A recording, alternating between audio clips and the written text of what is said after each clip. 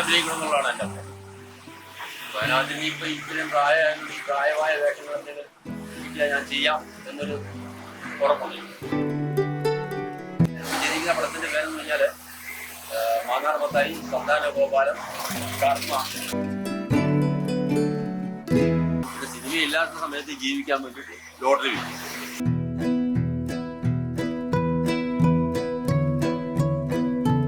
എൽദോയെ നിന്നെ സിനിമയിലെടുത്തുവെന്ന trend സെറ്റർ comedy രംഗത്തിൽ അഭിനയിച്ച കോട്ടയം റെജിയുടെ രൂപമാകെ ഇന്ന് മാറി. 1/4 നൂറ്റാണ്ടുകൊണ്ട് താടിയും മുടിയും നരകയറി. അവസാന ചിത്രം ജയരാജിന്റെ പെരുങ്കളിയാട്ടം. റെജിയെ പലതവണ നാടകത്തിലും സിനിമയിലും എടുത്തിട്ടും ജീവിക്കാൻ ലോട്ടറി കച്ചവടമാണ് ആശ്രയം. കോട്ടയം ചുങ്കത്തുണ്ട് റെജി ഇപ്പോൾ ദിവസവും 90 ലോട്ടറി വരെ വിൽക്കും. ചുങ്കത്തെ ഒരു ചെറിയ ഹോട്ടലിന്റെ മുൻപിലിരുന്നാണ് ലോട്ടറി വിൽപ്പന. ഭാര്യയും മക്കളും അടങ്ങുന്ന കുടുംബം പോറ്റുന്നത് ഇങ്ങനെയാണ്.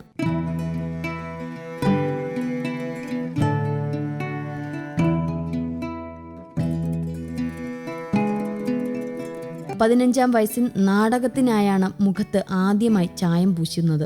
1987 മുതൽ പ്രൊഫഷണൽ നാടകങ്ങളിൽ അഭിനയിച്ചു. 10 വർഷത്തോളം നാടകമായിരുന്നു അന്നം. കോട്ടയം സൃഷ്ടി, രംഗമിത്ര, സംഘചേന ഇങ്ങനെ മാറി മാറിയ ട്രൂപ്പുകൾ. ഒഴിവു സമയങ്ങളിൽ കരിങ്കല്ല് ചുമന്നും പെയിന്റിംഗ് ജോലി ചെയ്തും വക്കീൽ ഗുമസ്തനായുമൊക്കെ ജീവിത വേഷങ്ങൾ അനവധി.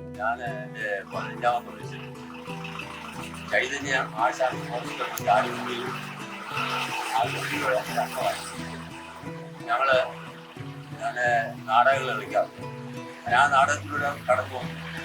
അതിനുശേഷം ഞാൻ ഒരു 87 പ്രൊഫഷണൽ നാടകത്തിലേക്ക് പോയി. പ്രൊഫഷണൽ നാടകം ഒരു 10 വർഷത്തെ കളിച്ച് അതിനോടിടയ്ക്ക് ഒരു പടത്തിലെ ഒരു ചെറിയ ചാക്കി. അങ്ങനെ ഞാൻ സന്താന ഗോപാലം എന്നാ പറഞ്ഞത്. അത് മാന്നാർ മത്തായി എന്തോ ഗാങ്ങില് ആ ഗാങ്ങിന്റെ കൂടെ അഭിനയിക്കാൻ ചാൻസ് കിട്ടി.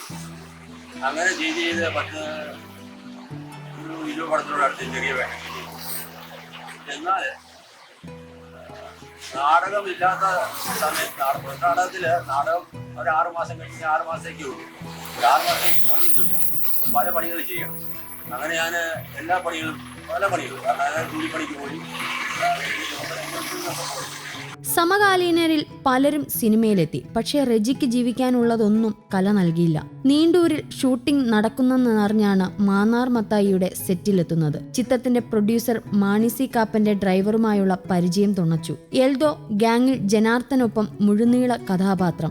ഡയലോഗൊന്നുമില്ലെങ്കിലും എൽദോയും കൂട്ടരും പുതിയ പിള്ളേരെയും ചിരിപ്പിക്കുന്നത് കാണുമ്പോൾ റെജിക്കുമുണ്ട് അഭിമാനം.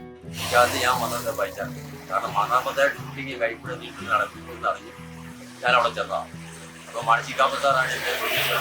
സാറിൻ്റെ ഡ്രൈവർ പുതുക്കുട്ടിയാണ് എന്നെ സാറിനെ പരിചയപ്പെടുത്തി. അങ്ങനെ സാറ് പറഞ്ഞു ഒരു കാര്യം പുതുക്കുട്ടി ഈ പയ്യനത്തേക്കായിട്ട് പഠിച്ചു കൊടുക്കാൻ പറ്റും. അങ്ങനെയാണ് ഞാൻ ആ എൽദോ ഗാങ്ങിൽ ഒരു മെമ്പറായിട്ട് ഇരിക്കാൻ ഇടവം. അത് ഞാൻ ആദ്യം മുതൽ അവസാനം വരെ അതിനകത്ത് പൈക്ക് തീരുവൊക്കെ സഹകരിക്കും. അങ്ങനെ ആ ഒരു പടത്തിൽ നല്ലൊരു ഡയലോഗ് ഇല്ലെങ്കിൽ പോലും 2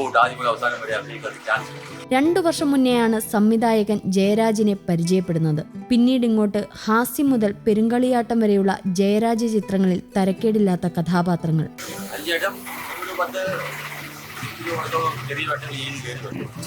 അങ്ങനെയാണ് ലാസ്റ്റ് ജയരാജ് സാറിന്റെ കണ്ടത്.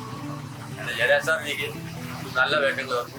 സാറിന്റെ അച്ഛൻ്റെ പടം ഞാൻ ചെയ്യാൻ ഇടയായി. സാറ് എനിക്ക് പറഞ്ഞാൽ എനിക്ക് ദൈവം തമ്പുരാൻ സാറിനെ ഗിഫ്റ്റായിട്ട് തന്നാണ്. സാറിൻ്റെ ഒരു വർക്കിലൂടെയാണ് ശരിക്കും ഞാനിപ്പോൾ ജീവിതത്തിൽ അഭിനയിക്കാൻ കഴിയാത്തതിനാൽ ലോട്ടറി കച്ചവടത്തിനിറങ്ങിയത്. ഭാരിച്ച പണി ചെയ്യാൻ ശരീരവും അനുവദിക്കുന്നില്ല. ജീവിക്കാനായിട്ട് വേണ്ടി ലോട്ടറി ഭാര്യയും 2 മക്കളുണ്ട്. പിന്നെ ഈ ലോട്ടറി വിൽക്കാൻ വേണ്ടിയിട്ട് 6 വർഷക്കാലം ഈ ലോട്ടറിൻ്റെ ഭാഗത്തിലാണ് ഞാൻ കച്ചവടം ചെയ്യുന്നത്. എനിക്ക് പരിചിതരായ ആൾക്കാർ ലോട്ടറി വാങ്ങിക്കാറുണ്ട്. അങ്ങനെ ഒരു ഉപജീവന മാർഗമായിട്ട് ഈ ലോട്ടറിയെ ഞാൻ കാണും.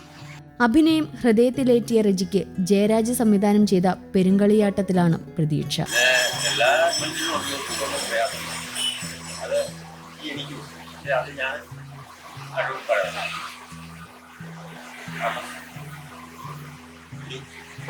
ഇന്നായാലും അതിൻ്റെ ഇറങ്ങും അല്ലെങ്കിൽ നാളെ അപ്പോൾ ഞാനൊരു കയറ്റം വളരെ രക്തത്തിലേക്കുള്ള വൈദ്യുതിയുമായി മാറാം എന്നൊരു വിശ്വാസം.